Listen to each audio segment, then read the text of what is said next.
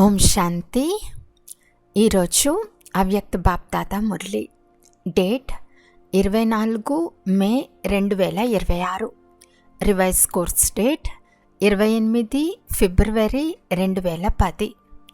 బాప్దాదా చెప్తున్నారు, దేహబానపు నేను నేను అన్న హోలీని కాల్చి పరమాత్మ సాంగత్యం అనే రంగు యొక్క హోలీని జరుపుకోండి. ఈరోజు హోలీయెస్ట్ తండ్రి తమ హోలీ పిల్లలతో హోలీ జరుపుకునేందుకు వచ్చారు. నలువైపులా ఉన్న పిల్లలు దూర దూరాల నుండి స్నేహంలో హృదయంలో ఇమిడిపోతున్నారు. బాప్దాదా నలువైపులా ఉన్న పిల్లల మస్తకంలో మెరుస్తున్న భాగ్య నక్షత్రాన్ని చూస్తున్నారు. ఇంత గొప్ప భాగ్యం పూర్తి కల్పంలో మరెవ్వరికీ ఉండదు. ఈ సంగమ యుగపు ప్రాప్తుల ఆధారంతో పిల్లలైన మీరు మాత్రమే ఎంత పవిత్రులుగా అవుతారు అంటే, తద్వారా భవిష్యత్తులో మీరు డబల్ కిరీటదారులుగా అవుతారు. ఆత్మ కూడా పవిత్రం, శరీరం కూడా పవిత్రము. పూర్తి కల్పంలో తిరిగి చూడండి, ఏ ధర్మాత్మ కూడా డబల్ పవిత్రంగా అవ్వలేదు. పిల్లలైన మీరు డబల్ పవిత్రంగా కూడా అవుతారు మరియు డబల్ పవిత్రతకు గుర్తుగా డబల్ కిరీటదారులుగా కూడా అవుతారు. ఈరోజు అందరూ హోలీని జరుపుకుంటారు, కానీ ఈ సమయంలో మీరు డబల్ హోలీగా అనగా పవిత్రంగా అయినందుకు స్మృతి చిహ్నంగానే ఉత్సవ రూపంలో హోలీని జరుపుకుంటారు. మీ ప్రతి అడుగును, మీ జీవితం యొక్క మహత్వంను ఉత్సవం రూపంలో జరుపుకుంటారు. మీరు ఈ సంగం యుగంలో ప్రతిరోజు ప్రతి అడుగు ఉల్లాస ఉత్సాహాలలో ఉంటారు. కనుక మీ ఉల్లాస ఉత్సాహాల స్మృతి చిహ్నాన్ని ఈ ఉత్సవ రూపంలో జరుపుకుంటారు. ఉల్లాస ఉత్సాహాలు ఎందుకుంటాయి? ఎందుకంటే మీరు పరమాత్మ సాంగత్యం అనే రంగు యొక్క హోలీని జరుపుకుంటారు. కనుక మీ ప్రతి అడుగును ఉత్సవం రూపంలో జరుపుకుంటారు. హోలీలో మొదట కాలుస్తారు, తర్వాత జరుపుకుంటారు. మీరు కూడా సంగం యుగంలో ఇప్పుడు మీ పాత స్వభావ సంస్కారాలను యోగాగ్నిలో కాలుస్తారు. ఎందుకంటే పాత సంస్కారాలను కాల్చకుండా పరమాత్మ సాంగత్యం అనే రంగు అంటుకోదు, పరమాత్మ మిలనం జరగదు. కనుక మీరు యోగాగ్నిలో సంస్కారాలను కాల్చరు. ఆ తర్వాత పరమాత్మ సాంగత్యం అనే రంగులో రంగరింపబడ్డారు. కనుక ఈ రోజుల్లో కాలుస్తారు మరియు రంగులు కూడా వేసుకుంటారు. కానీ వారు మీ ఆధ్యాత్మిక రూపానికి స్థూల రూపాన్ని ఇచ్చేశారు. స్థూలమైన అగ్నిని వెలిగిస్తారు, స్థూలమైన రంగులు వేసుకుంటారు. ఎందుకంటే ఇప్పుడు దేహాభిమానపు వృత్తి ఉంది. మీరు హోలీగా అవుతారు, వారు హోలీని జరుపుకుంటారు. పూర్తి కల్పంలో మరెవ్వరూ ఆధ్యాత్మిక హోలీని జరుపుకుని డబల్ పవిత్రంగా అవ్వలేదు. కనుక మీరందరూ ఎక్కడి నుండి వచ్చినా పరమాత్మ సాంగత్యపు హోలీలోకి వచ్చారు. పరమాత్మ సాంగత్యపు హోలీని జరుపుకునేందుకు వచ్చారు. హోలీ అనగా ఏదైతే గడిచిపోయిందేదో అది గడిచిపోయిందని మీరంటారు. కనుక డ్రామానుసారం ఏదైతే గడిచిపోయిందో దానిని హోలీ అని అంటారు. అనగా గతం గతః. ఏ విధమైన వ్యర్థ విషయాన్ని మనసులోకి తెచ్చుకోరు, అది గడిచిపోయింది. మీరు ఇటువంటి హోలీని జరుపుకుంటూ ఉంటారు కదా. మీరందరూ హోలీ అనగా పవిత్రంగా అయ్యే పూర్తి పురుషార్థం చేసి పవిత్రతను ధారణ చేశారు. కనుకనే భవిష్యత్తులో మీకు డబల్ పవిత్రతకు గుర్తుగా డబల్ కిరీటాలను చూపిస్తారు. ఈరోజు పిల్లలైన మీరు ప్రతి ఒక్కరూ దేన్ని కాల్చేసి వెళ్తారు? జన్మదినోత్సవం రోజున క్రోధాన్ని జన్మదిన కానుకగా ఇచ్చేయండి అని బాబా ఏదైతే హోంవర్క్ ఇచ్చారో దాని రిజల్ట్ కొంతమంది పిల్లల నుండి ఈరోజు బాప్దాదా వద్దకు వచ్చింది. అక్కడక్కడ పిల్లలు దీనిపై అటెన్షన్ ఇచ్చారని బాప్దాదా చూశారు. మీరందరూ కూడా మీ రిజల్ట్ను తీసి ఉండవచ్చు. ఈరోజు ఇక్కడ కూర్చున్న వారిలో ఎవరైతే రిజల్ట్ తీశారో, ఎవరైతే తమ రిజల్ట్లో కంట్రోల్ చేసుకుని సఫలతను అనుభవం చేశారో వారి చేతులెత్తండి. సఫలతను ప్రాప్తి చేసుకున్నారా? చేతులు పెద్దగా ఎత్తండి. టీచర్లు చేతులెత్తండి. విదేశీయులు చేతులెత్తండి. మంచిది, అభినందనలు.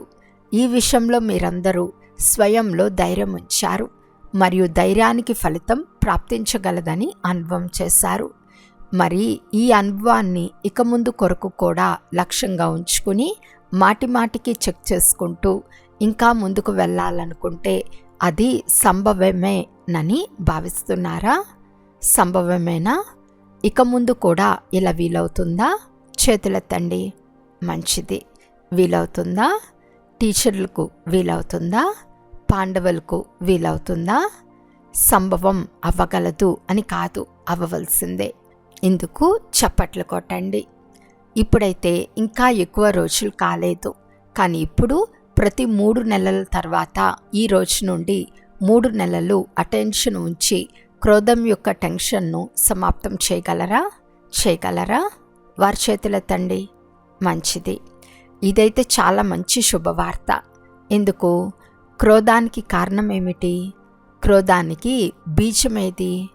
మీరు సదా మీ భవిష్య స్వరూపాన్ని ఎదురుగా ఉంచుకోండి. మీ భవిష్య స్వరూపం ఎంతగా అలంకరింపబడినా హర్షితముఖంగా ఉంది. బాప్దాదాను చూడండి, అందులోనూ బ్రహ్మబాబాను ఎదురుగా తెచ్చుకోండి. ఎందుకు? శివబాబా అయితే ఎలాగూ నిరాకారులు, కానీ బ్రహ్మబాబా మీ వలె సాకార రూపుదారి, మీ వలె బాధ్యతా కిరీటదారి అయినప్పటికీ సదా చిరునవ్వు చిందించే ముఖంతో, హర్షిత ముఖంతో ఉండేవారు. ఎందుకంటే ఈ వికారాలపై విజయాన్ని ప్రాప్తి చేసుకొని శరీరంలో ఉంటూ కార్యం చేస్తూ మీ ఎదురుగా ఉదాహరణగా ఉండినారు. బ్రహ్మబాబా కంటే మీకు ఎక్కువ బాధ్యత ఉందా? బ్రహ్మబాబాకు గల బాధ్యతల ముందు మీ బాధ్యతలు అసలేమీ కాదు. చివరి వరకు కర్మాతీత వైబ్రేషన్లో ఉంటూ అవ్యక్త ఫరిస్తాగా అయిపోయారు. ఇప్పుడు బాప్దాదాకు ఇచ్చేసిన కానుకను వాపస్ అయితే తీసుకోరు కదా. కార్య వ్యవహారాల్లోకి వచ్చినప్పుడు అక్కడక్కడ ఇటువంటి పరిస్థితులు వస్తాయని బాప్దాదా అర్థం చేసుకుంటారు.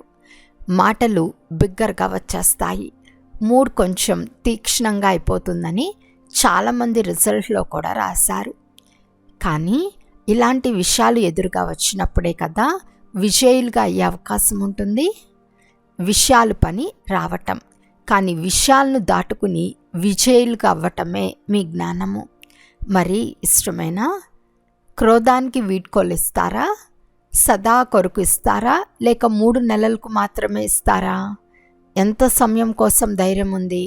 సదా కొరకు క్రోధాచీతులు కావటం కష్టమేమీ కాదు. అవ్వవలసిందే అని భావించేవారు చేతులెత్తండి. అవ్వవలసిందే. మంచిదే. బాప్దాదా సంతోషిస్తున్నారు. ఎందుకు? మీ చివరి జన్మలో కూడా మీ మహిమను ఏమని పాడతారు? మీ దేవతా రూపం ఎదురుగా సర్వగుణ సంపన్నులు, సంపూర్ణ నిర్వికారులు అని మీ మహిమను పాడతారు. మీరు ఈ విధంగా తయారయ్యే పాత్ర ఇప్పుడు ఈ సంగం యుగంలోనిదే. బాప్దాదా మనసులో ఒక విశేషమైన ఆశ ఉంది. చెప్పమంటారా? తల ఊపండి. చెప్పమంటారా? బాప్దాదా ఇప్పటి నుండే పిల్లలు ప్రతి ఒక్కరిని సదా వికసించిన గులాబీ పుష్పం వలె చూడాలని కోరుకుంటున్నారు. భాగ్యశాలురుగా, హర్షితముఖులుగా ఉండాలి. విషయాల పని రావటం, ఇది కూడా అర్థం చేసుకోండి. విషయాలు వస్తాయి, కానీ మీరు మీ లక్షణాలలోకి తీసుకురండి. భయపడకండి. బ్రహ్మకుమారీలు పవిత్రతా పాఠాన్ని చాలా నేర్పిస్తారు అని ఎలాగైతే ఇప్పుడు అంటున్నారో అదేవిధంగా బ్రహ్మకుమారీలు క్రోధముక్తులుగా చేస్తారని ప్రసిద్ధమవ్వాలి. ఎందుకంటే క్రోధం నుండి ముక్తం అవ్వాలని అందరూ కోరుకుంటారు. ఒత్తిడి కలుగుతుంది కదా, ఒత్తిడి ఉత్పన్నమవుతుంది కనుక దాని నుండి ముక్తం అవ్వాలని అందరూ కోరుకుంటారు. కానీ వారికి విధి గురించి తెలియదు. పవిత్రంగా అవ్వటం అసంభవం అని ఇంతకుముందు భావించేవారు. కానీ ఇప్పుడు మీ అందరి అనుభవం యొక్క ఆధారంతో ఇది సంభవమేనని భావిస్తున్నారు. అదేవిధంగా ఇప్పుడు ఈ సంవత్సరం క్రోధాచీతులు కావటం సంభవమే, కష్టమేమీ కాదు అనే అలను వ్యాపింపచేయండి. ఇటువంటి ప్రాక్టికల్ ఉదాహరణ యొక్క అనుభవాన్ని స్టేజ్ పైకి తీసుకురండి. చాలామంది పిల్లలు కార్యం చేస్తూ కూడా క్రోధముక్తులుగా అయ్యారని బాప్దాదా చూశారు. ఇటువంటి ఉదాహరణగా మీ పరివారంలో, బ్రాహ్మణ పరివారంలో తయారయ్యారు. మరి ఈ సంవత్సరం ఏం చేస్తారు? హోలీ జరుపుకునేందుకు వచ్చారు కదా. హోలీలో ఏం చేస్తారు? ఏదైనా కాలుస్తారు కదా. మరి ఈనాటి హోలీలో మీరు ఏం కాలుస్తారు? క్రోధంనైతే చేసేసారు, దీన్ని పక్కా చేసుకుంటారు కదా. కానీ బాప్దాదా ఏం చూశారు అంటే, ఒత్తిడిలోకి రావటానికి కారణము దేహాభిమానము మరియు దేహాభిమానంతో కూడిన నేను అనే మాట. ఒకటేమో నేను ఆత్మను అనుటలో నేను అనేది వస్తుంది. కానీ దేహబానపు నేను అనేది అభిమానంలో కూడి వస్తుంది, అవమానంలో కూడా వస్తుంది. అంతేకాక నిరాశతో కూడిన నేను అనేది కూడా క్రిందకి దిగచారుస్తుంది. కనుక ఈరోజు క్రోధాచీతులుగా అయ్యే లక్ష్యంలో ముందుకు వెళ్ళేందుకు దేహాభిమానపు నేను అనే దానిని యోగాగ్నిలో కాల్చండి. అనేకమైన నేను అనే వాటిని కాల్చండి. మరియు ఒక్క నేను అనగా నేను ఆత్మను అనే దాన్ని పక్కా చేసుకోండి. ఇక మిగతా నేను అనే వాటిని ఈరోజు యోగాగ్నిలో కాల్చేసి వెళ్ళండి. అనేకమైన నేను అనేవి ఉన్నాయి కదా. మరి ఈరోజు కాల్చేసే హోలీని జరుపుకుంటారా? ఎందుకంటే క్రోధం కారణంగా చాలా ఒత్తిడి కలుగుతుంది. కనుక ఈ నేను అనే దాన్ని సమాప్తం చేసేందుకు ఈరోజు మీ లోపల సంకల్పం తీసుకోండి. కాల్చేయాలి. ఎందుకంటే ఇది కూడా బరువే కదా. రైల్లో వెళ్ళండి, విమానంలో వెళ్ళండి, కానీ ఈ బరువును ఇక్కడే కాల్చేసి వెళ్ళండి. కాల్చగలరా? పిల్లలు ధైర్యం ఉంచితే తండ్రి సహాయం తోడుగా ఉండనే ఉంటుంది, విజయం కూడా తోడుగా ఉంటుంది. కనుక నేను విజయిగా అవ్వవలసిందే అని ఎవరైతే భావిస్తున్నారో వారి చేతులెత్తండి. అవ్వవలసిందే, మంచిది. ఈరోజు వచ్చిన విఐపీలు కూడా చేతులెత్తుతున్నారు. విఐపీలు లేచి నిలబడండి, చేతులెత్తుతున్నారు. చప్పట్లు కొట్టండి. విజయులుగా అవుతారా? చూడండి, ఎవరెవరు విజయులుగా అవుతారో వారికి ఒక్కొక్కరికి మాలను వేస్తున్నాము. అభినందనలు, అభినందనలు. ఇప్పుడు వచ్చిన విఐపీలు అందరూ ధైర్యవంతులు కనుక బాప్దాదా వరదానం ఇస్తున్నారు. ఈ సమయంలో ఈ ఒక్క జన్మ కోసం ఏ కార్యంలోనైనా మీరు విఐపీలుగా అయ్యి ఉండవచ్చు. కానీ బాప్దాదా ధైర్యశాలి పిల్లలైన మిమ్మల్ని ఇప్పుడు విఐపీలు అని అనరు, పిల్లలు అని అంటారు. బాప్దాదా ఈ వరదానాన్ని, గ్యారెంటీని ఇస్తున్నారు. మీరందరూ 21 జన్మలు విఐపీలుగా అవుతారు. అక్కడ ఎలక్షన్లు, సెలక్షన్లు జరగవు. అందరూ కేవలం ఒక విషయాన్ని మాత్రం వదలకండి. ఎలాగైతే ఇప్పుడు సంబంధ సంపర్కంలోకి వచ్చారో అలా ఈ బ్రాహ్మణ పరివారం యొక్క కనెక్షన్ను వదలకండి. ఎంత కనెక్షన్ ఉంచుకుంటారో అంతగా రిలేషన్ పక్కా అవుతుంది. అంతేకాక తండ్రి వరదానాన్ని పొందుకుంటారు. మరి సమ్మతమైన కనెక్షన్ పెట్టుకోవటం సమ్మతమైన చేతులెత్తండి. బాప్దాదా పుష్పాల మాలను తీసుకుని ముందుకు వేశారు. ఈ మాలను మీరందరూ ధరించండి. కొత్త పిల్లలు లేక రియల్ గోల్డ్ పిల్లలైన మీరందరూ సదా తండ్రికి ఆజ్ఞాకారులే కదా. అయితే ఈరోజు నేను అనే దానిని కాల్చి వెళ్ళండి. మొదటిసారి వచ్చిన వారు లేవండి. మొదటిసారి వచ్చిన పిల్లలకు బాప్దాదా మొదటిసారి వచ్చినందుకు 16 రెట్ల శుభాకాంక్షలు ఇస్తున్నారు. కానీ ఎలాగైతే ఇప్పుడు మొదటిసారి వచ్చారో అలాగే మొదటి నంబర్ మొదటి డివిజన్లో రావాలి. మొదటి నంబర్ అయితే ఫిక్స్ అయిపోయింది. కానీ మొదటి డివిజన్లో వచ్చే ధైర్యం ఉందా? ధైర్యం ఉన్న వారి చేతులెత్తండి.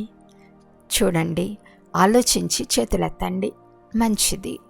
మేము లాస్ట్లో వచ్చాము కానీ ఫాస్ట్గా వెళ్తాము అనే లక్ష్యం ఉంచుకోండి. ఎందుకంటే సమయంపై ఎలాంటి భరోసా లేదు. ఇప్పుడు తీవ్ర పురుషార్థులుగా అయ్యి ఏం చేయాలో అది చేసేయండి. ఎందుకంటే చాలా సమయపు పురుషార్థాన్ని మీరందరూ కొంత సమయంలోనే పూర్తి చేయాల్సి వస్తుంది. మరి ధైర్యం ఉందా ధైర్యం? చేతులెత్తండి. చూడండి, మీ ఫోటోను తీస్తున్నారు. ఇటువంటి ధైర్యవంతులకు బాప్తాత అభినందనలు తెలుపుతున్నారు. ధైర్యం మీది, సహయోగం తండ్రిది. కానీ ధైర్యాన్ని కోల్పోకండి. మీ భాగ్య నక్షత్రాన్ని సదా మెరిసేలా ఉంచుకోండి. ఎందుకంటే ఈ జన్మలోని తీవ్ర పురుషార్థం కాదు, తీవ్ర పురుషార్థం అనేక జన్మల భాగ్యాన్ని తయారు చేస్తుంది. కనుక ఎప్పుడూ ధైర్యాన్ని కోల్పోకండి. విషయాలు వస్తాయి, కానీ విషం మహావీర్ కాదు. మీరు సర్వశక్తివంతుని పిల్లలు. మీ ముందు విషం ఏపాటిది? విషయం వస్తుంది, వెళ్ళిపోతుంది. వెళ్ళిపోయే దాని వెనుక మీరు మీ అదృష్టాన్ని పోగొట్టుకోకండి. అచ్చా, కూర్చోండి. అందరికీ బాప్తాత స్నేహంతో అభినందనలు ఇస్తున్నారు. ఏ విషయానికి? ధైర్యం ఉంచారు. పిల్లలందరూ ధైర్యంతో చేసిన సంకల్పానికి బాప్తాత సంతోషిస్తున్నారు. మరి హోలీ జరుపుకున్నారా? కాల్చేసే హోలీనైతే జరుపుకున్నారు. మరియు పరమాత్మ సాంగత్యపు రంగు యొక్క హోలీని కూడా జరుపుకున్నారు. కాల్చారు కూడా, జరుపుకున్నారు కూడా. ఇప్పుడు బాప్తాత పిల్లలందరితో ఒక డ్రిల్ చేయించాలని అనుకుంటున్నారు. ఎందుకంటే నలువైపులా పరిస్థితులు ఉన్నాయి. ఒకచోట ఒక పరిస్థితి, మరొక చోట మరొక పరిస్థితి ఉంది. నలువైపులా ఉన్న ఇటువంటి పరిస్థితుల మధ్యలో మీరు ఒక్క సెకండ్లో ఏకాగ్రం అవ్వగలరా? ఇటువంటి అభ్యాసాన్ని స్వయంలో అనుభవం చేస్తున్నారా? ఏదైనా సమయంలో అకారణంగా ఏదైనా విషయం పట్ల వ్యర్థ సంకల్పాల తుఫాను వచ్చిందనుకోండి. అలాంటి సమయంలో మీరు మీ మనసు బుద్ధిని ఏకాగ్రం చేయగలరా? ఈ ఏకాగ్రత శక్తి యొక్క డ్రిల్ను సమయానికి చేసి చూసారా? ఒకవేళ అలాంటి సమయంలో ఒక్క సెకండ్లో ఏకాగ్రత శక్తి కార్యంలోకి రాలేదంటే ఇక మున్ముందు ఇటువంటి పరిస్థితులు మాటిమాటికి వస్తాయి. కనుక ఈరోజు బాప్తాత సెకండ్లో ఫుల్ స్టాప్ అనగా ఏకాగ్ర స్థితి యొక్క అభ్యాసంపై అటెన్షన్ ఇప్పించాలని అనుకుంటున్నారు. ఎందుకంటే ప్రకృతి తన భిన్న భిన్న రంగులను చూపించటం ప్రారంభించింది. నలువైపులా ఏమేం జరుగుతున్నాయో వాటి గురించి మీ అందరికీ బాగా తెలుసు.